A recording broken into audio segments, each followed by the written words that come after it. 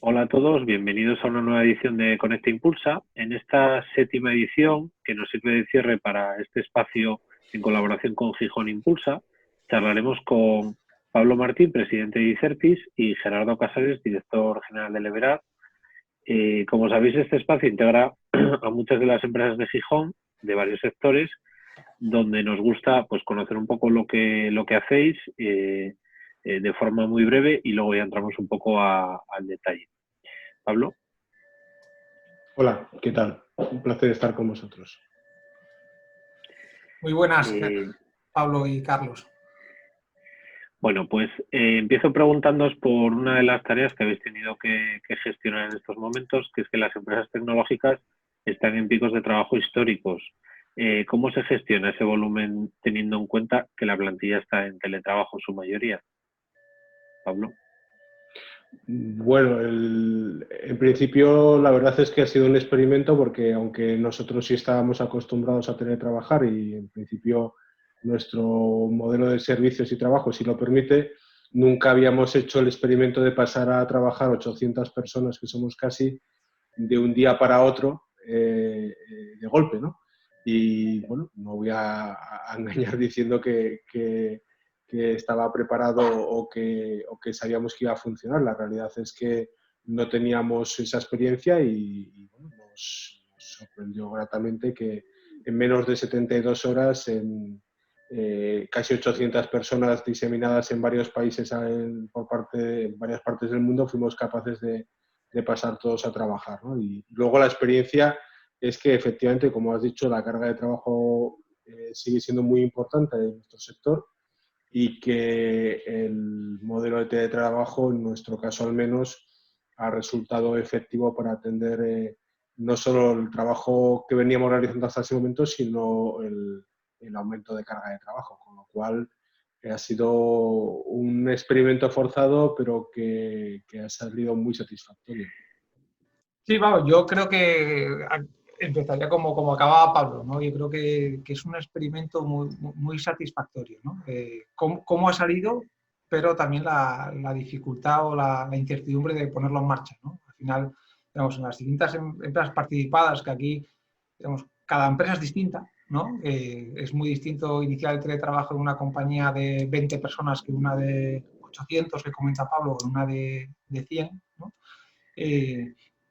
Entonces, al final, para mí el resumen es, hubo que lanzarse a la piscina, ¿no? Los sistemas estaban preparados, con lo cual en 24 horas las compañías empezaron a teletrabajar y yo un poco por decir algo diferente, ¿no? Un poco de la aproximación que para mí es importante es dividir las grandes compañías en equipos pequeños, ¿no? Porque el teletrabajo, para mí una de las claves que tiene para funcionar es que pueda funcionar en equipos más pequeños, que pasa por empoderar también a determinados responsables, ¿no? Para que cada uno vaya asumiendo sus responsabilidades, ¿no? Entonces, vamos, con ese pequeño matiz que es algo que, vamos, yo en las compañías en las que estoy cerca, vamos, yo lo he defendido y creo que ha funcionado bien, vamos, el resultado ha sido muy bueno, ¿no? Y sobre todo, yo creo que la gente ha respondido muy bien, ¿no? Ha respondido muy bien, yo creo que la gente ha entendido que es una situación a la que había que adaptarse, ¿no? Y todo el mundo ha puesto de su parte, lo cual, pues bueno, dentro de la dificultad de lo que es todo el entorno, para mí es una satisfacción, ¿no? ¿Cómo se han visto afectados vuestros planes de expansión empresarial, Gerardo? Pues mira, yo tengo una visión un poco diferencial, ¿no? Y te explico, ¿no? Al final nosotros lo que nos dedicamos es a asesorar, a participar y a invertir en proyectos de base tecnológica, ¿no? Con potencial de crecimiento, ¿no? De tal forma que, por ejemplo, yo ahora mismo estoy en 7 consejos, en 7 boards de distintas compañías, ¿no? Entonces, la realidad de cada una de esas compañías es muy distinta, ¿no? Tanto a la hora de cómo le afectan el corto plazo como a las perspectivas de futuro, ¿no? Entonces, yo de esa experiencia, ¿no? Un poco lo que saco es que hay 3 factores que influyen mucho en cómo se está viviendo esta situación en las compañías. Una del sector, ¿no? Si un sector, siempre empresas de base tecnológica, ¿no? Pero orientada al sector turismo, por ejemplo, pues es distinto que una compañía orientada al sector EdTech o la formación a distancia, ¿no? Son, por ejemplo, dos sectores en los cuales yo estoy en dos boards, ¿no? Y otro muy distinto es la fase del proyecto en el que está la compañía, ¿no? Porque si tú tienes una compañía que está en más fase de I+D, por así decir, imagínate, tienes unos planes en los cuales casi no esperas ingresos este año, pues la repercusión de la crisis inicial, ¿no? Del parón, pues es mucho menor, ¿no? Incluso te puede venir hasta bien, ¿no? Y si estás en una fase en la cual justo has llegado al mercado, has invertido un montón y es el momento de obtener esos resultados, pues el impacto es muy grande, ¿no? Entonces, eso en cuanto a lo que son más compañías startups, ¿no? En la parte de que son compañías de servicios, pues yo mi resumen es que ha sido el momento de la confianza, ¿no? Para mí ha sido el momento de la confianza entre los equipos y con los clientes, ¿no? Un poco, ¿por qué? Porque ha sido tan clara, digamos, el impacto, ¿no? De la novedad y estamos hablando de tecnología en la cual el consumo es el mismo o se ha incrementado por las necesidades en el corto plazo, ¿no? Pero tampoco había mucho tiempo para planificar, hacer las cosas de forma distinta, ¿no? Con lo cual, las relaciones que yo he visto que han funcionado bien es, oye, pues con clientes estables, que ya te conoces, ¿no? Y dices, oye, pues entre los dos vamos a ver cómo podemos empezar a hacer esto, ¿no? Y yo ahí también, por ver las cosas buenas de todo esto, ¿no? Yo sí que he visto, buenos comportamientos y cosas que están saliendo muy bien. A ver, en nuestro caso, la afectación sobre el negocio, sobre las expectativas de negocio a corto plazo, en principio es mínima, por no decir no existe. Sí es verdad que algunos de nuestros clientes operan en sectores que están muy afectados, como sobre todo el turismo, el transporte o los viajes y el automóvil. El sector del automóvil, esos tres sectores son en los que tenemos clientes más afectados y lógicamente pues les está afectando a ellos y en algunos casos pues están paralizando algunos servicios o incluso deteniendo algunos proyectos de inversión. Pero por contra, quitando estos sectores donde para ellos lo más importante en estos momentos es sobrevivir, el resto de los sectores lo que están haciendo es una fuerte apuesta por acelerar sus procesos de transformación, ¿no? o de digitalización. Y eso, lógicamente, se está viendo en nuestra carga de trabajo y en nuestras expectativas a corto y a medio plazo, ¿no?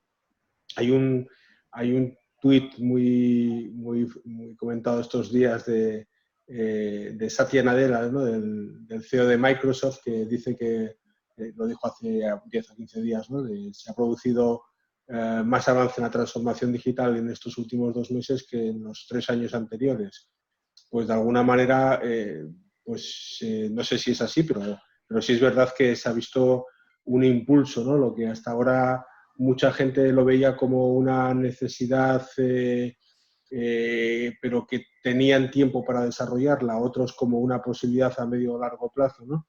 Pues se ha visto como una necesidad acuciante en el corto plazo y de hecho la mayor parte de los grandes clientes con los que trabajamos lo que nos comentan es que sus planes de inversión en tecnología para los próximos meses y años no solo no se van a reducir, sino que se van a aumentar. Por lo tanto, nuestros planes de crecimiento y expansión en principio no se han visto alterados y se mantienen en la misma línea que estaban antes del COVID. Y en esa parte, Pablo, no sé tú, yo mi percepción es que lo que dice Satya Nadella es cierto, ¿no? Yo creo que se ha producido un efecto, ¿no? Sobre todo, incluso, quizás que es más visible en esos sectores o esas compañías que puedan ser más reactivas o tener más miedo a la implantación de tecnología, pues de repente ahí están todos teniendo que utilizar la tecnología, ¿no? ¿Y qué pasa? Hay gente que se ha tirado a la piscina y, oye, ha visto que puede nadar, ¿no? Y oye, pues si tuviera más medios nadaría mejor, ¿no?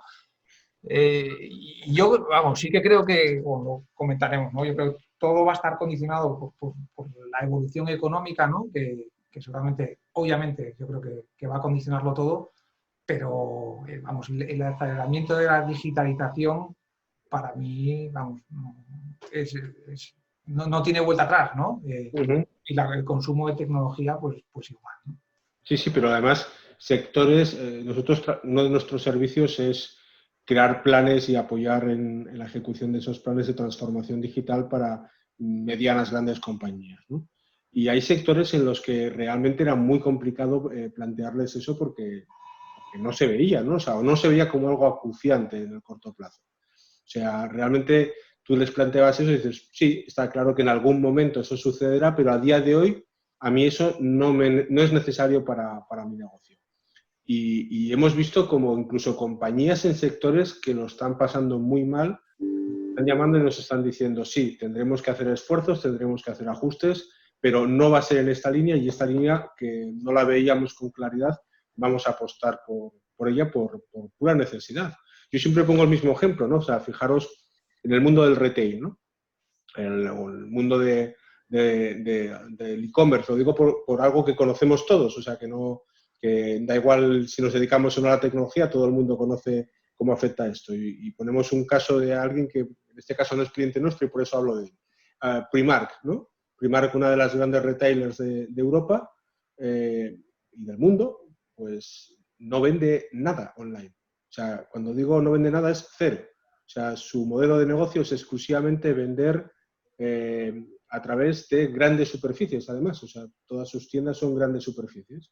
Pues lleva 3 meses cerrada, está esperando a ver cuándo puede empezar a abrir en algunos sitios y sus ingresos han sido, bueno, lo desconozco con exactitud, pero sospecho que cero.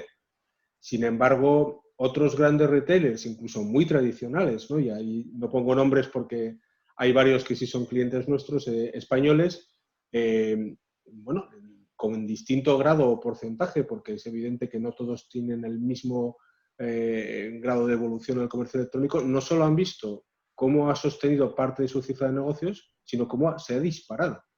Y ya sin hablar de los más grandes, yo he hablado con muchos clientes o con muchos otros distribuidores que no son clientes con facturaciones más pequeñitas, ¿no? De 5, 10, 15 millones de euros que se dedican a cosas como, no sé, la distribución de alimentación, de vino, por ejemplo, ¿no?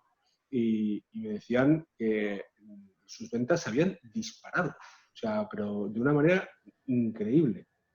Y sin embargo, estabas viendo que todo lo que estaban vendiendo era realmente lo que los que no se habían adaptado a ese modelo digital no podían estar vendiendo y que en este caso tenían una resistencia especial, unas capacidades especiales para mantener una logística distribuida que podía funcionar en cualquier entorno, ¿no? Yo creo que, por poner un ejemplo muy fácil que todos conocemos, ¿no? Cómo el mismo sector, en función de su grado de adaptación tecnológica, ha podido capear esta primera etapa de la crisis con diferencias, ¿no? Y digo primera etapa porque la primera etapa de la crisis es la sanitaria, que por suerte parece que empezamos a ver la luz y que va pasando. Pero por desgracia, seguramente la segunda etapa de la crisis sea todavía peor que la primera y serán las graves consecuencias económicas que tendrá la primera, ¿no? La gran destrucción de riqueza, empleo y empresas que va a producir esto y donde, de nuevo, pues posiblemente sea un acelerador del proceso de transformación y vamos a ver cómo empresas van a ser capaces de adaptarse, ¿no? Una especie de darwinismo empresarial, ¿no? Y aquellos que sean capaces de adaptarse rápido y dinámicamente a esta nueva realidad, pues no solo van a sobrevivir, sino que seguramente salgan reforzados y, sin embargo, otras empresas no sean capaces de adaptarse a ese nuevo modelo, ¿no? Ya de por sí súper complicado por el entorno económico que nos deja la crisis. Además ahí, yo, como he dicho, o sea, partiendo de esta desgracia que nos estamos viendo, ¿no? Y que yo creo que las consecuencias, como dice Pablo, yo creo que van a ser muy duras y, oye, pues se saldrá adelante porque todo sale, pero es muy duras, ¿no?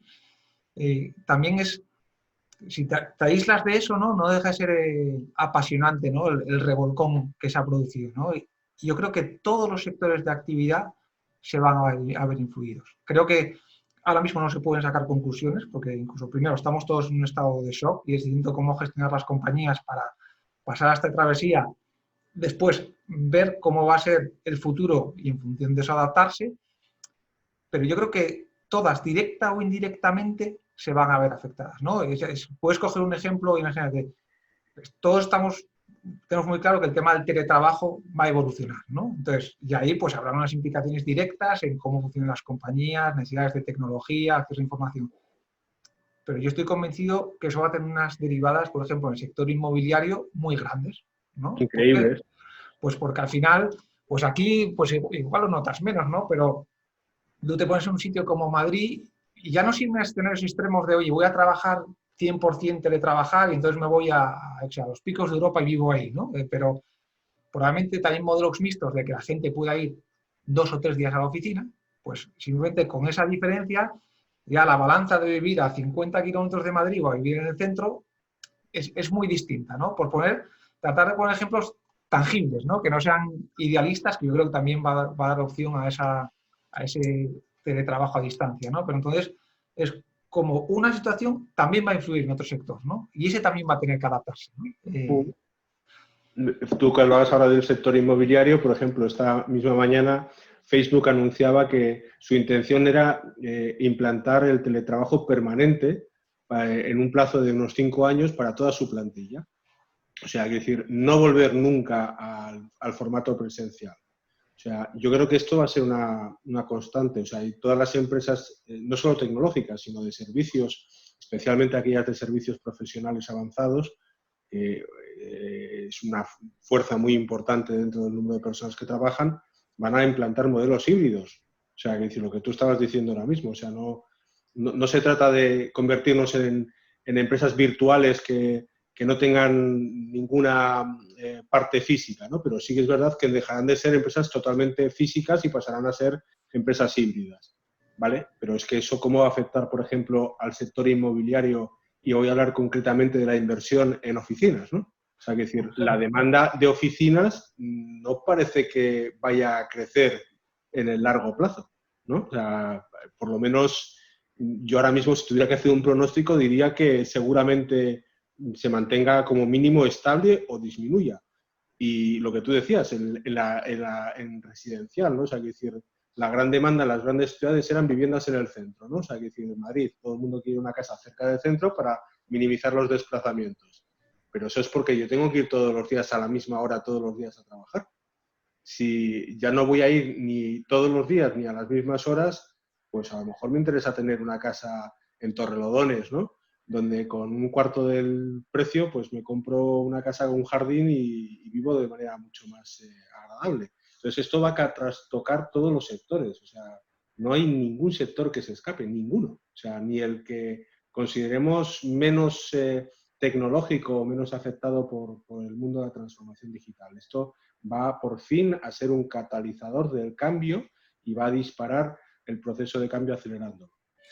Yo, de hecho, ¿por qué creo que sí que va a haber un cambio que va a cambiar, que va a suponer un cambio de época, ¿no? Y además, igual vemos esto dentro de 5 años y no pasó nada, ¿no? Pero bueno, ¿por qué yo creo que sí? Porque estos cambios que se van a acelerar no están apareciendo ahora, no están apareciendo los 40 días que hemos estado en casa, los 50 días. Es decir, la digitalización estaba ahí, ¿no? O sea, era algo, ¿qué pasa? Que se ha acelerado, ¿no? Con lo cual, y otra serie de, igual que la movilidad en las ciudades o ciertas tendencias, ¿no? Es decir, entonces, yo creo que son unos cambios, unas evoluciones que tienen unos pilares muy sólidos y que esta situación lo que va a hacer es acelerarlo. Por eso es por lo que yo pienso que de verdad van a cambiar las cosas, ¿no? O van a cambiar. Oye, pues seguramente seguiremos teniendo muchas cosas parecidas, ¿no? Pero sí que creo que va a haber ese cambio. Y de ahí los negocios se van a tener que adaptar, indudablemente. ¿Y cuál va a ser para mí la gran dificultad? Pues que va a haber que hacerlo en un entorno de unas restricciones económicas muy importantes, ¿no? Entonces, es como cuando tú estableces una fórmula matemática y dices, oye, esto se va a comportar de esta forma, pero sujeto a estas restricciones, ¿no? Entonces, pues yo estoy convencido que las compañías se tienen que adaptar y lo van a tener que hacer de una forma muy creativa, por así decir. No se van a poder asumir soluciones a lo bestia, ¿no? Pero bueno, yo creo que ahí oye, las compañías que llevamos tiempo intentando entender cómo se comporta la tecnología y cómo puede ayudar a las organizaciones, pues obviamente van a tener mucho que decir, ¿no? ¿Y creéis que además podría ser demasiado tarde para muchas compañías esta transformación digital? Bueno, yo creo que no sé si es demasiado tarde, lo que sí que creo es que el que no lo haga se va a quedar fuera, ¿no? No sé si te respondo un poco por reducción al absurdo, ¿no? Coincido. O sea, no, lo de demasiado tarde o demasiado temprano en realidad es algo que nunca lo sabremos, ¿no? O sea, hasta que lo hagamos. Pero lo que sí es totalmente cierto es que ya no hay una oportunidad más de seguir esperando. O sea, es el que de verdad ahora ya no entienda que es un camino que ya debe comenzar, desde luego tiene problemas muy serios en el corto y medio plazo, no en el largo. Bueno, cambiando un poco de tema, ¿es un buen momento para invertir en startups? Y bueno, ¿en qué sectores consideráis interesante? Pablo. Gerardo, bueno, como quieras. Bueno, yo sí quieres, yo os comento mi opinión y así, vamos, vemos, no sé si Pablo estará de acuerdo o no, ¿no? Yo, por hablar en temas genéricos, yo creo que va a ser un buen momento para invertir en etapas SID, ¿no? Creo que va a ser un momento más complicado. No sé si es invertir o recibir inversión, ¿no? Que al final acaba siendo lo mismo, ¿no? Depende cómo hagas la frase, ¿no? Para proyectos de crecimiento, ¿no? Que pues, puedan estar más influidos por la crisis de demanda, ¿no? Yo creo que en estos momentos se van a gestar los grandes proyectos de los próximos 5 o 7 años.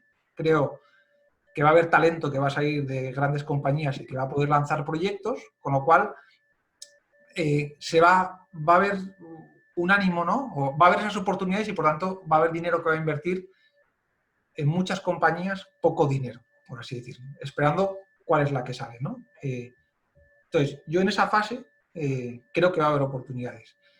Creo que conseguir dinero o invertir en etapas más adelantadas, bueno, hay que ver cómo evoluciona, pero creo que, y una vez más vuelvo a decir lo de antes, creo que va a primar la eficiencia del capital. Creo que es algo que ya en los últimos meses del año pasado se hablaba de ello, es decir, oye, espera, ¿cómo? Eficiencia del capital es, oye, ¿qué sentido tiene el dinero que yo meto en una compañía y para qué y quién es el mejor inversor y cómo maximizo mis rendimientos, ¿no? Pues yo creo que eso, pues una vez más, se va a acelerar, ¿no? Entonces, pues las compañías que más sentido tengan serán las que van a recibir inversión porque dinero va a haber. No sé, Pablo, ¿tú cómo lo ves? A ver, yo, como sabes, llevo casi 10 años invirtiendo en startups, más por vicio que por inversión, y yo tengo varias conclusiones. O sea, la primera es que los buenos proyectos siempre acaban consiguiendo recursos para salir adelante, ¿vale? Lo que pasa es que buenos proyectos de verdad no hay muchos, hay pocos. Y duele decirlo, pero es la verdad. O sea, no hay tantos buenos proyectos. Y los buenos acaban consiguiendo la financiación. Dos, uno de los grandísimos problemas que hay es la valoración de esas inversiones. Los múltiplos a los que se trata de conseguir financiación muchas veces son totalmente inasumibles, porque al final la rentabilidad que uno espera de una inversión es factor del riesgo y cuando inviertes en startups sabes que estás asumiendo un riesgo muy importante y por lo tanto tienes que obtener una rentabilidad muy importante, ¿vale? Porque muchas de ellas pues, no ofrecerán rentabilidad o fracasarán. Y por lo tanto tú tienes que conseguir que tu ecuación de riesgo-rentabilidad sea la adecuada y eso significa que no puedes permitirte entrar con unos multiplicadores absolutamente desmesurados y esperar conseguir esa rentabilidad. Ese es uno de los grandes problemas. Entonces, yo creo que a veces se pierde el norte un poco con todas estas cosas. Estamos viendo ahora en todas las etapas, me da igual que hablemos de SEED, en fases más avanzadas, y fíjate el ejemplo ahora de SoftBank, ¿no? Que es quizás uno de los mayores financiadores tecnológicas y de startups del mundo, por lo menos por tamaño, y tiene una crisis interna que no sé si se la llevará por delante, ¿no? Porque después de haber hecho grandes inversiones en empresas como Alibaba, yo creo que, por ejemplo. y demás, no, algunas de ellas son muy satisfactorias, ¿no? Pero de repente se ha encontrado con golpes como los de Uber o como los de WeWork, sobre todo, ¿no? En el caso de WeWork, pues ni siquiera está claro que tenga un modelo de negocio que algún día pueda llegar a ser rentable, y en el caso de Uber, si bien el modelo de negocio yo creo que está demostrado que es viable y rentable, el problema es que la valoración a la que ha entrado hace muy difícil que pueda conseguir una rentabilidad adecuada, ¿no? Para el riesgo que está asumiendo. Bueno, pues eso lo podemos llevar a cualquier otro terreno, ¿no? O sea, cuando alguien te dice, oye, yo tengo que entrar en una startup y me dicen que una empresa que aún no está facturando, que su modelo de negocio no está en entredicho todavía, porque no lo ha demostrado, pues si su valoración es de 20 millones de euros, ¿no? Y hablo de España. Claro, te quedas así y dices, pues, vale, de acuerdo, es verdad que si hacemos un árbol de probabilidades, ¿no? Y colocamos esas opciones maravillosas de que esto sea una empresa que se convierta en un unicornio, pues la rentabilidad será fabulosa, pero eso tiene un porcentaje bajo de posibilidades, y la realidad es que para que a mí me compense eso, esas valoraciones son difíciles de sostener. Entonces, yo creo que esto lo que va a hacer es racionalizar mucho más las inversiones en startups, ¿vale? Se va a primar mucho más la calidad de los proyectos y de los equipos, y sobre todo se va a buscar que las valoraciones sean más ajustadas a un entorno en el que es mucho más necesario, como decía antes Gerardo, buscar esa eficiencia del capital, porque si no es imposible ver dónde vamos a alcanzar esa rentabilidad. Sí, es decir, yo al final, es decir, creo que va a haber unos cambios de modelo, por lo cual va a haber oportunidades de lanzar nuevas compañías. Es decir, creo que van a ser las iniciativas sólidas o los buenos proyectos que decía Pablo los que van a conseguir inversión. Y yo creo que hace falta ser un poco, no sé, humilde o objetivo, ¿no? Yo creo que hay que empezar a tener un poco de creatividad corporativa. ¿Qué quiero decir? Probablemente es muy difícil que pase, ¿no? Pero a mí creo que lo que tienen que empezar a pensar ciertas compañías es probablemente en unir proyectos. ¿Por qué? Porque los proyectos que vayan a salir adelante van a ser los más sólidos, los mejores. Igual, dos startups por separado, ¿no? Pues no van a poder sobrevivir porque la exigencia va a ser muy alta en cuanto a cómo de sólido tiene que ser el proyecto, pero si construyen el proyecto en común, pues podrán llegar a tener ese nivel de solidez, ¿no?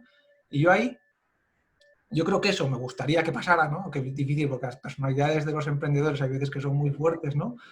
Y ahí me gustaría ampliar el foco, ¿no? De decir, y las pymes también, ¿no? Es decir, las pymes, por supuesto, tienen que hacerse fuertes, por supuesto, tienen que digitalizarse. Yo creo que ciertos movimientos, no sé, o creaciones corporativas, ¿no? Tendrían sentido, porque todos nos vamos a necesitar. O sea, aquí, esto va a ser muy complicado, no sé, o sea, va a haber oportunidades y va a ser muy complicado, ¿no? Entonces, a mí no me gustaría que solo pensáramos en esas startups que son tan futuristas, ¿no? Porque hay veces que a esas startups les falta cierta solidez y hay veces que puede haber pymes que tengan esa solidez y no tengan la creatividad que hablábamos antes de que te pueden ayudar, ¿no? Entonces, a mí creo que va a haber oportunidades de construir proyectos y, por tanto, recibir inversión, porque al final los buenos proyectos reciben inversión. La inversión está ahí, ¿no? Digamos, con este tipo de movimientos, ¿no? Acabas de entrar en un terreno, Gerardo, que es casi de mis preferidos. Yo quería provocarte a ver si en algo no estábamos de acuerdo, pero bueno. No, estoy totalmente de acuerdo. O sea, quiero decir, yo creo que es el kit de todo lo que condiciona el entorno económico español, ¿no? O sea, todo a nivel industrial y otros niveles. A ver, el problema de España realmente es el reducido tamaño de sus empresas, ¿de acuerdo? O sea, cuando hablamos de casi cualquier tema relacionado con el mundo empresarial, ¿vale? Siempre estamos hablando del mismo problema. Fijaros, incluso vamos a hablar desde el punto de vista salarial, ¿no? Dice, oye, sí, dice, el índice de estabilidad en el empleo, ¿no? el porcentaje de empleos fijos en España es menor que en Alemania, por poner un ejemplo. Correcto, es cierto, ¿vale? Sin embargo, cuando comparas las empresas de tamaño grande de determinados sectores, por ejemplo, energético, operadoras de telecomunicaciones, banca y demás, o sea, las grandes empresas, es similar, ¿vale? Bien, cuando dices, oye, el grado o sea, los salarios, ¿no? En términos de renta equivalente, o sea, diciendo, no, hay que ponerlos en equivalencia de poder adquisitivo, ¿vale? Son muy distintos. Bueno, son muy distintos cuando nuevamente hablamos de grandes empresas y no solo los sectores que dije antes, incluso en el ámbito industrial, no son tan distintos, ¿vale? Puedo seguir hablando una y otra vez. Al final, el problema ¿dónde está? Es en la fisonomía de las empresas. Se dice que España es un país de pymes y es absolutamente falso. España no es un país de pymes. España es un país de micropymes, ¿vale? Un país de pymes es Alemania. Una pyme es una empresa que factura 20 millones de euros y tiene 200 empleados. Sin embargo, en España pensamos que eso es una gran empresa, ¿vale? Y en Alemania eso eso es el tejido habitual. Sin embargo, una empresa que tiene 10 trabajadores y factura 500.000 euros, ¿vale? Y con el mayor de los respetos, porque todos nosotros hemos sido en algún momento empresas de ese tamaño, ¿vale? Tiene muy difícil hacer ninguna de las cosas que se nos está pidiendo. Me dices, es que hay que invertir en tecnología. Sí. Es que hay que ser más innovadoras. Sí. Es que hay que pagar salarios adecuados para poder captar el gran talento. Correcto. Es que hay que internacionalizarse. Sí. Es que, vale.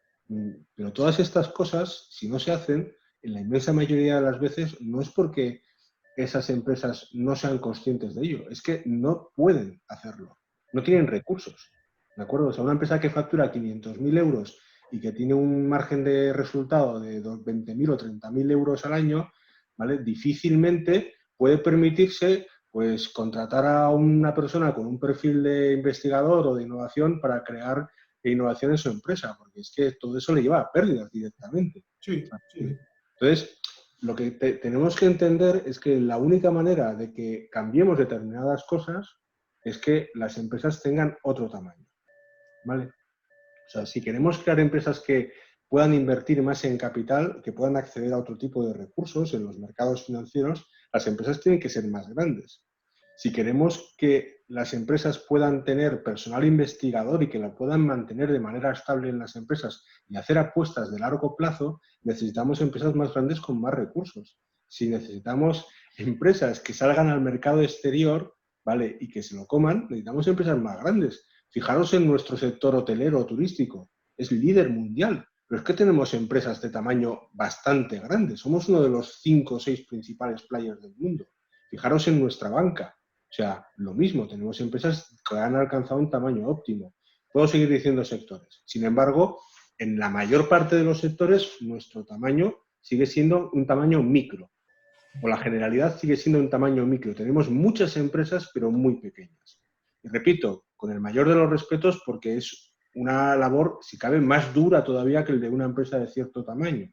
Pero la realidad es que si queremos avanzar y queremos progresar en nuestra estructura económica, uno de los grandes hándicaps o uno de los grandes retos es conseguir crear empresas que tengan un tamaño que les permita ser eficientes. Y para eso, tanto en el ámbito de las startups, como decía Gerardo antes, cada vez es en vez de lanzar 3 proyectos que parten de la misma hipótesis para resolver el mismo problema en el mismo sitio y intentan levantar capital las 3 a la vez, a lo mejor tiene más sentido que se junten, pero puedo decir lo mismo de las pymes, ¿no? O sea, te puedes encontrar en una misma región con 8 empresas que hacen lo mismo para el mismo tipo de clientes, con la misma cadena de valor, con el mismo sistema de producción, que compiten entre sí y que además ninguna de ellas tiene por sí sola capacidad de recursos para poder acometer otro tipo de mercados o de retos, ¿no? Cuando muchas veces la conjunción de ellas o de empresas del mismo sector o de otros sectores en distintos territorios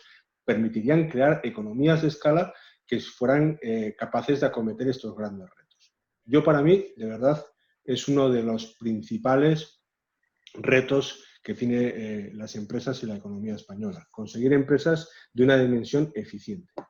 Y yo coincido contigo, Pablo. Yo, fíjate, si ahora albergo esperanzas de que eso sea así, porque para mí una de las consecuencias o conclusiones buenas de esta etapa es que en todos los consejos en los que estoy ha habido muy buen alineamiento entre las distintas partes, ¿no? Claro, cuando ves el peligro tan cerca, ¿no? Pues ya le quitas la paja, te centras en lo importante, incluso seguramente tienes hasta conversaciones más sinceras con competidores, incluso tienes reflexiones más claras, ¿no? Yo he visto resolver en estos 2 meses situaciones que llevaban 6 y 8 meses para solucionarse, de todo tipo, ¿no? Societarias, de líneas de negocio, ¿no? Entonces, yo creo que esta situación, este análisis profundo que a todos nos hemos visto obligados a hacer y todas las compañías, porque todas le han visto las orejas al lobo, es el que puede ser o catapultar y decir, oye, espera, que es que lo mismo que decías tú antes, oye, ¿me subo a la transformación digital o no? Bueno, si te subes, igual llegas tarde, si no te subes, te quedas fuera seguro, ¿no? Oye, lo que dice Pablo, oye, o construye un proyecto sólido o olvídate de conseguir inversión. Ni yo, ni el de al lado, ni el de al lado, ¿no? Entonces, bueno, veremos, ¿no? Hablaremos dentro de unos meses, ¿no? Pero a mí me gustaría que fuera así y creo que ahí están las oportunidades. La colaboración puede ser uno de los puntales, ¿no? Entre empresas en contra, ¿no? Como dices tú, o en competencia, puede ser la colaboración una de esas claves para adquirir ese tamaño, ¿no? Para salir al mercado, Pablo. Sí, a ver, la colaboración entre empresas siempre es positiva y necesaria, pero es que la colaboración muchas veces necesita de marcos muy estables a largo plazo donde ya no quede marcha atrás. Yo creo que, desde luego, crear un entorno de colaboración y de networking en las empresas es necesario, pero yo voy mucho más allá. O sea, la colaboración no es suficiente. O sea, lo que hace falta realmente es integraciones entre empresas, ya sea horizontal o verticalmente, que sean capaces de generar tamaños de estructuras eficientes en términos de mercado y de capital. Quizás haría falta un impulso por parte de la administración para facilitar este tipo de integraciones. Sí, a ver, quiero decir, yo más que impulso por parte de la administración, yo creo que la administración lo que no debe es hacer cosas que estorben a ese proceso, ¿vale? Pero el impulso debe tomarlo la propia comunidad empresarial. O sea, es decir, no podemos culpar a otros de cosas que en cierta medida son responsabilidad nuestras. Vuelvo a decir, con la salvedad de lo que dije antes, hay una gran parte de la legislación en términos fiscales y en términos laborales, en términos mercantiles española, que castiga a la empresa grande, ¿vale? O sea, que decir, a veces el intentar beneficiar a la pequeña empresa o hacer cosas que puedan resultar positivas para ellos, pues desincentiva la creación de empresas de mayor tamaño, ¿vale? No es momento ahora, ni hay tiempo para hacerlo, pero podríamos comparar, ¿vale?, las diferencias que supone para una pequeña empresa pasar del entorno de ser micropyme a P, pequeña empresa, y de P a M y de M a gran, ¿vale? Y muchas veces te encuentras con empresarios y con empresas que deciden que no merece la pena, ¿vale? O que hay cosas que realmente desincentivan. Y no hablo solo en terreno fiscal, ¿eh? O sea, muchas veces el terreno de la legislación laboral y mercantil es igualmente complejo o peor. Yo creo que deberíamos asumir que no hay empresas buenas ni malas, ¿de acuerdo? No, las pequeñas empresas y las startups no son héroes y las grandes empresas son malas. Todas son imprescindibles y para crear un ecosistema que funcione es necesario que existan grandes empresas tractoras, medianas empresas que vertebren todo eso y pequeñas empresas que comiencen y que sean capaces de también acercar la economía al tejido más local. Pero no podemos de ninguna manera castigar el crecimiento de las empresas. Es muy importante que todas esas barreras para el crecimiento desaparezcan. Pero eso es lo único que, vamos, en mi opinión, se le debe pedir a las administraciones públicas o al gobierno. El incentivar o el ser conscientes de ello es terreno de las empresas y de los empresarios. Si nosotros no estamos firmemente decididos a ellos, que se cree caldo de cultivo adecuado tampoco va a servir de nada. Y bueno, yo suscribo el razonamiento de Pablo. Yo creo que las administraciones tienen que crear el marco adecuado, ¿no? Y luego dejar que las compañías vayan desarrollando su camino, ¿no? Por supuesto, temas fiscales, temas laborales muy importantes, temas de, bueno, muchos, pero yo creo que no hace falta un impulso, ¿no? La iniciativa tiene que ser de las empresas si queremos que sea sostenible en el tiempo, que es de lo que se trata, ¿no? Entonces, Cierto. Bueno, nosotros en unos días desde Conecta Industria vamos a lanzar unos nuevos portales de formación y empleo. ¿Qué ramas o sectores recomendaríais formarse a un profesional que esté buscando empleo? Bueno, yo es que, pues, obviamente, tampoco quiero meterme en un fregado, ¿no? Pero, digamos, aquí se da una situación, ¿no? Y es que en España o en Asturias hay un porcentaje muy elevado de la población que lo está pasando muy mal porque no puede tener un trabajo, y hay una serie de sectores o de actividades que no pueden crecer porque no pueden llegar a profesionales. Entonces, esa es una realidad, ¿no? Y seguramente tampoco se puede salir de ella con un discurso demagógico, porque la realidad es que hay una parte de la población que no puede hacer un trabajo, que no puede convertirse para la otra. Pero quizás otra parte sí. No sé si me explico, ¿no? Entonces, tratando de responder a tu pregunta, yo creo que hay que pensar en las empresas que demandan esos profesionales, que la van a demandar más, y cómo pueden tener más profesionales. No sé si me explico, ¿no? Porque si no, pues va a ser lo mismo que antes, ¿no? Esa es la forma de que sean sostenibles, porque puede haber programas de formación, pero en un momento los tiene que coger la empresa, ¿no? Si no, no se va a avanzar, ¿no? Yo no puedo estar más de acuerdo contigo de nuevo, Gerardo. Parece que estamos todo el rato dándonos la razón. A ver, en un país donde hay millones de personas en paro, ¿vale? Coexiste otra realidad, que es que hay muchísimas empresas que son incapaces de conseguir empleados cualificados. Ya sé que esto a mucha gente le puede sonar como algo imposible. Incluso dirán, si no conseguís empleados es porque no se darán las condiciones adecuadas para que quieran trabajar en ese sector, ¿no? No, realmente, ¿vale? Hay sectores en los que no solo el pleno empleo es total, sino que hay un déficit absoluto de trabajadores. ¿Cuál es el problema? El problema es que nuestro sistema de formación desde el principio no está alineado, ¿vale? Con las necesidades del mercado de trabajo, y sobre todo no está alineado a largo plazo con esas necesidades. Entonces, por un lado, hay trabajadores que se pueden especializar, y para ello la formación continua o determinados cursos específicos pueden ser interesantes, sobre todo en aquellas profesiones, digamos, de un nivel de conocimiento medio o medio bajo, ¿de acuerdo? Y hay otros sectores donde realmente eso no es válido. O sea, que imaginémonos, ¿no? Si la empresa de Gerardo o la nuestra necesita una docena de científicos de datos para el próximo año, ¿vale? Pues lo siento mucho, pero ya podemos hacer todos los cursillos de formación que queramos, que difícilmente vamos a conseguir habilitar a una persona que no tenga una formación de base específica muy elevada, ¿de acuerdo? Como un científico de datos. O sea, nosotros necesitamos pues, matemáticos, físicos o algunos perfiles de ingenieros que después de un proceso de formación específica, ¿no? Muy intensiva, logren capacitarse para desarrollar esas labores. Entonces, eso requiere de una planificación a muy largo plazo de todo lo que es el ecosistema de formación de tal. Todos tenemos claro que los sectores de futuro que crean empleo y que fijan valor son lo que se viene a denominar hoy en día esos palabras que se llama STEAM, ¿no? Ciencia, tecnología, ingeniería, matemáticas, bien, ¿vale? Pero si es así, ¿por qué no ha cambiado nada en los colegios? Porque los colegios siguen haciendo lo mismo que se hacía hace 20 años, con suerte, ¿de acuerdo? O sea, yo no veo en los colegios que se esté potenciando las matemáticas o que se esté hablando de robotización o que, no, se sigue haciendo lo mismo.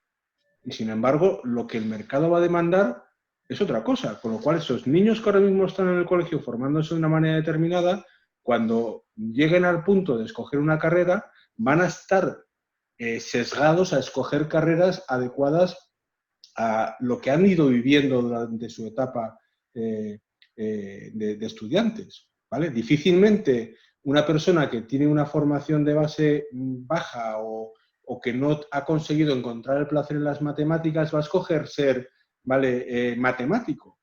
Es muy complicado, ¿vale? Y no es porque no sea capaz. Entonces, quiero decir, si no somos capaces de entender que este es el problema real, ¿vale? Pues difícilmente lo vamos a cambiar. En cuanto a la formación, pues yo lo que creo que hay que es ver cómo podemos, o sea, formación continua, formación ya más de guerrilla, ¿no? Si quieres. Pues lo que hay que ver es cómo podemos añadir valor específico a sectores concretos en momentos puntuales, ¿no? Y en base a eso dirigir acciones tácticas para esos sectores. Voy a poner un ejemplo. Imaginémonos que, voy a decir algo que no tiene sentido porque además no veo cómo se puede hacer online y si me perdonen si se puede hacer, ¿no? Pero imaginemos que el sector de la hostelería asturiana necesita urgentemente contratar a 50 echadores de sidra, ¿no? Bueno, pues dejémonos de tonterías. Lo que hace falta es formar, ¿vale?, a 50 camareros para que se conviertan en echadores de sidra en un curso intensivo de un mes, ¿no? Para que al mes siguiente estén trabajando echando sidra. Es un ejemplo, ¿eh? Bueno, pues ese tipo de acciones tácticas las podemos llevar a cualquier sector, ¿vale? Y a cualquier tipo de actividad. Siempre hablando de añadir valor a esa actividad. Lo que no podemos pensar es que con unos cursos de formación vamos a capacitar personas que no están preparadas para hacer otro tipo de transformación. Y hablo con el mayor de los respetos, ¿eh? Un jardinero, ¿vale? Puedo convertirle en una persona que tenga la capacidad de crear, pues no sé, grandes espacios paisajísticos y que sea un especialista en diseño de jardines y que tal, no sé qué, no sé cuánto. Pero no lo voy a hacer un científico de datos, ¿vale? Por muchos cursos de formación que le dé, salvo que ese jardinero previamente haya estudiado matemáticas. Entonces, yo creo que hay que ser muy consciente de lo que se puede hacer en el corto plazo, o sea, con ese tipo de actividades, y yo creo que lo que hay que hacer es intentar ir con acciones muy tácticas, ¿vale? Conociendo en cada momento qué se puede resolver, partiendo siempre de preguntarle al mercado y no de ofrecer nosotros y luego ver si el mercado lo quiere. Y en lo otro, que es donde realmente es cómo cubrimos esos yacimientos de empleo potentes que hay en el largo plazo, lo que tenemos que hacer es tener una política de formación a largo plazo que esté alineada con el siglo XXI, no con el siglo XIX. Incluso por añadir más a lo que comenta Pablo, yo creo que dentro de ese análisis hay ciertas posiciones que demandan las compañías que no se pueden cubrir con alguien con un curso de formación.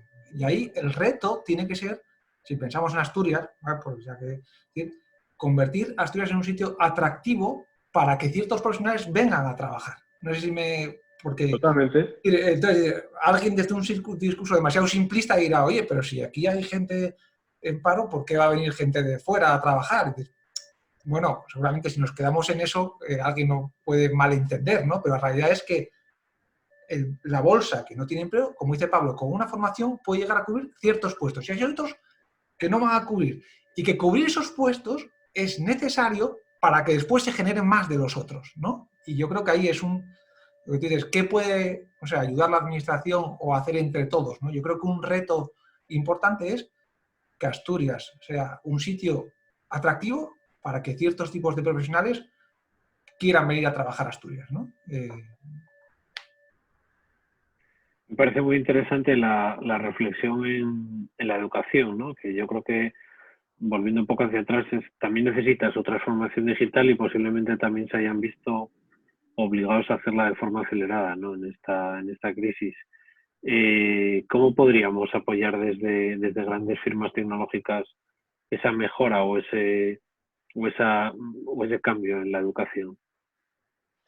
Pablo. No sé si es nuestro papel. A ver, más allá de colaborar con las administraciones o con las entidades que se dedican a esa formación reglada oficial para ponernos a su disposición y decirles pues cuáles son las necesidades o intentar colaborar de alguna manera. La realidad es que no creo que sea nuestro papel, ¿no? Yo creo que el papel ahí claramente es, nuevamente, como hablábamos al principio de transformación, es que todos los sectores tienen que transformarse, ¿vale? Y eso incluye también a la administración pública y al sector educativo, ¿de acuerdo? O sea, no podemos seguir haciendo lo mismo que se hacía antes. Yo, de verdad, o sea, veía lo que a mi hijo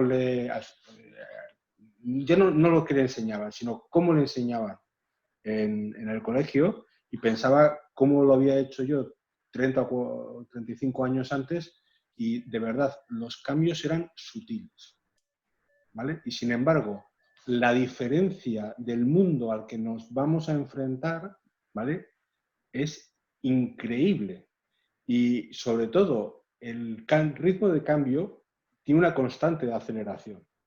O sea, la velocidad a la que ha cambiado el mundo en los 40 años anteriores no tiene nada que ver con el ritmo al que va a cambiar en los 40 años siguientes. Entonces, si queremos seguir formando a gente de manera no adecuada al mercado laboral, pues perfecto, ¿vale? Y entenderemos que después de las empresas tecnológicas no solo las tecnológicas, sino empresas que tengan demandas de determinados perfiles técnicos, de alto conocimiento y demás, pues se deslocalicen en esa búsqueda, ¿vale? Y de verdad, yo creo que esto es algo muy claro. Y resulta que además esto no solo sucede con nuestras empresas. Te pones a hablar, por ejemplo, en el sector del metal, ¿no? Y profesionales que en otra época eran pues fáciles o relativamente fáciles de encontrar en Asturias, yo qué sé, pues fresadores, caldereros, soldadores y demás, ¿no? Y que realmente también tienen dificultades para encontrarlos, ¿no? Y a la vez de eso coexisten una cantidad de personas que no son capaces de salir de un círculo de empleo precario, desempleo, un entorno, pues digamos, no muy agradable, ¿no?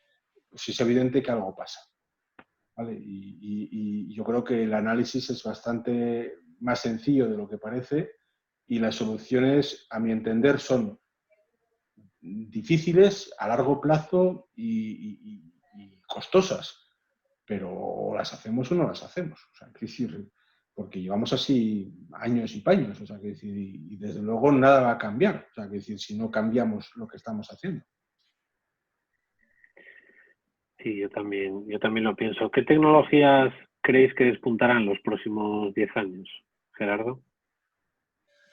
Bueno, es decir, yo creo que todos los temas relacionados con el software van a tener una evolución. Pues ya después pues puedes hablar de que sean de temas de Big Data o temas de... Pero en general el mundo del software, entendido desde una perspectiva amplia, va a tener evolución. Y donde lo que yo sí que creo que puede haber son ciertas especialidades, ¿no? Y que además puede ser que unas empresas alimenten a otras para que se creen ciertas especialidades, ¿no? O nichos de conocimiento, ¿no? Pero yo creo que el mundo de la tecnología lo agrupa todo, ¿no?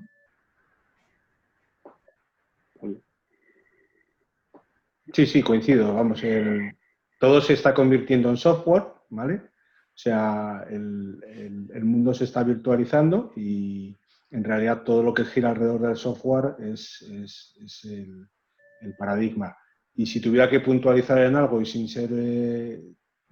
tener ninguna bola de cristal, yo creo que la inteligencia artificial tendrá un papel muy importante porque es una realidad ya y es algo que va a cambiar muchas cosas. Evidentemente, esa inteligencia artificial se va a apoyar sobre otras muchas tecnologías como pues el tratamiento avanzado de datos, la sensorización masiva o incluso la computación cuántica u otras tecnologías, pero en realidad yo creo que el gran transformador puede ser la inteligencia artificial. Bueno, para terminar, me gustaría otra pregunta de futuro, que es ¿qué pilares fundamentales se debe apoyar la recuperación de Asturias, aunque yo creo que algunos ya los habéis dicho. Pablo. Pues yo creo que hemos dicho gran parte de ello. Si quieres, por resumirlo, yo creo que debemos crear una región que sea business friendly, o sea, que sea realmente amigable para los negocios, en todos los sentidos, desde el punto de vista de agentes sociales, desde el punto de vista fiscal, desde el punto de vista de la promoción y de las comunicaciones, y sobre todo desde la percepción en la calle del papel que representan las empresas, las organizaciones como agentes también de transformación del tejido. Eso por un lado, ¿no? Y luego por otro lado el planear o hacer acciones de largo plazo, ¿no? Con una visión un poco más estadista del gobierno, ¿no? Es decir, evidentemente, si yo quiero tener matemáticos, tengo que empezar a formarlos ahora y los tendré dentro de 20 años, ¿no? Un ejemplo, pues esto sucede con todo lo mismo. O sea, muchas de las cosas que están pasando bien o buenas ahora mismo en Asturias son cosas que se empezaron a gestar hace 15 o 20 años, ¿no? Y, por ejemplo, Gerardo y yo, los dos trabajamos en el Parque Tecnológico de Gijón, ¿no? Y ahora parece que este entorno empieza a ser nuestro mini, con todas las diferencias del mundo pequeño Silicon Valley asturiano, ¿no?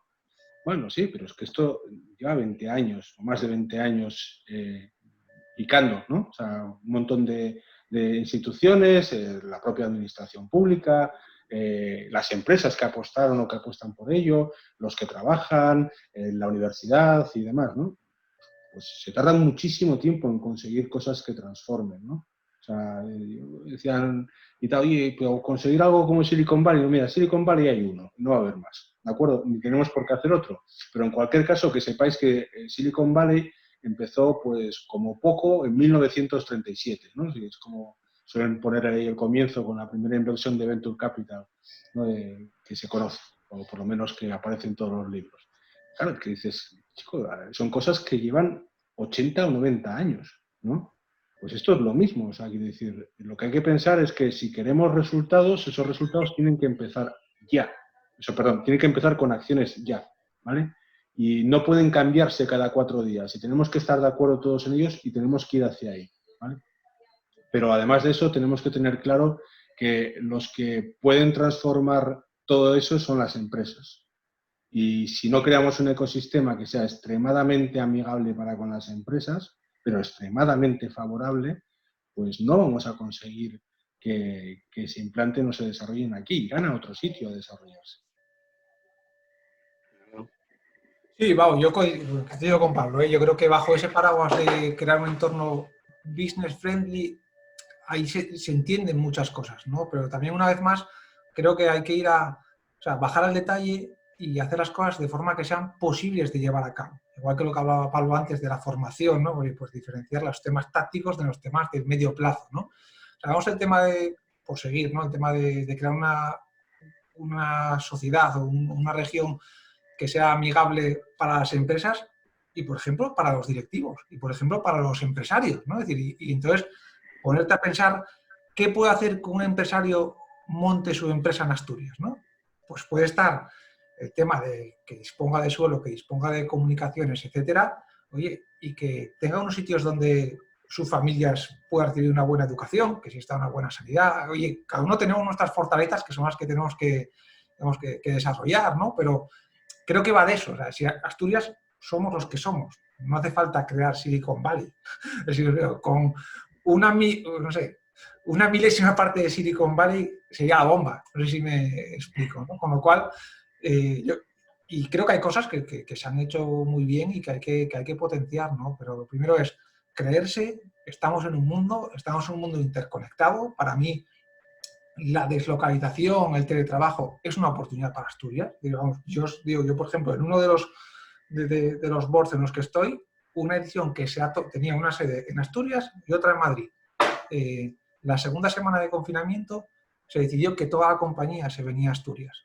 No por nada, sino porque está tan lejos para hacer una videoconferencia en Nueva York de Gijón que de Madrid. No sé si me explico, ¿no? Si asumes que esas van a ser ciertas dinámicas, pues va a haber oportunidades, ¿no? Pues Yo creo que hay que profundizar y en base a pequeñas acciones ir creando ese entorno, ¿no? Y el concepto, por ejemplo, de nómadas digitales, ¿vale? Tú con $100.000 en San Francisco malvives. Cuando digo malvivos es que difícilmente eres capaz de pagar el alquiler de una casa decente, el seguro médico y vivir, ¿vale? Pero con $100.000, unos 90.000 euros en Asturias, eres el rey del mambo, literalmente, ¿de acuerdo? Bueno, pues como os decía antes, Facebook ha decidido cerrar todas sus... crear una empresa que sea mayormente virtual y que no tenga, que todos sean teletrabajadores. ¿Por qué no podemos hacer que todas esas personas que pueden trabajar desde cualquier sitio escojan Asturias como su lugar de residencia? ¿De acuerdo? Imaginaros la capacidad que tendrían para fijar personas con altos niveles de renta que pueden consumir y que pueden gastar su dinero en Asturias. Y es más, bueno, primero, yo creo que la gente se sorprendería. Yo, por ejemplo, conozco, ahora mismo viene a la cabeza, 3 personas que estaban trabajando en Gijón para empresas americanas e inglesas, el tipo del que dice Pablo, ¿no?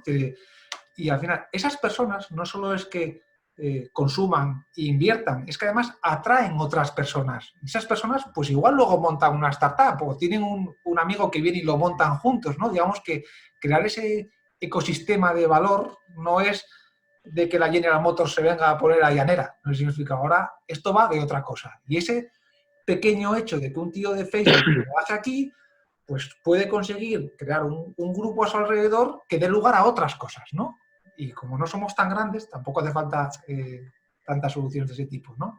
No es varita mágica, pero es business friendly, empleados friendly, etcétera. Bueno, pues muy interesante esta conclusión. Yo creo que sí, que debería haber una campaña, ¿no? De Asturias es el lugar ideal, ¿no? Para teletrabajar, sería o algo así. Agradeceros vuestro tiempo, Pablo, Gerardo, ha sido un placer. Con vosotros cerramos esta interesante ronda de Conecta Impulsa y yo creo que han salido reflexiones muy interesantes que quedarán un poco para esa historia. De nuevo, muchas gracias a vosotros. Gracias a vosotros. Pablo, hablamos.